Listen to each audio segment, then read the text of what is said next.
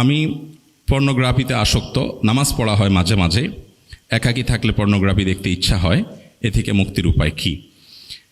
এই রোগটি আজ আমাদের তরুণ প্রজন্মকে শেষ করে দিচ্ছে, ধ্বংসের দ্বারপ্রান্তে নিয়ে যাচ্ছে। ঘরে ঘরে অসংখ্য যুবক এই ভয়াবহতার শিকার।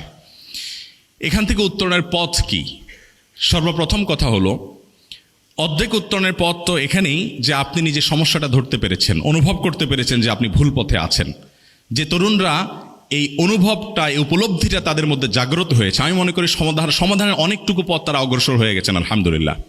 যারা এখনও এটা অনুভব করতে পারছেন না, তাদের উচিত নিজের সমালোচনা করা, আত্মসমালোচনা করা, যে আমি যে পথে হাঁটছি এই পথটি আমার ধ্বংস ডেকে আনবে।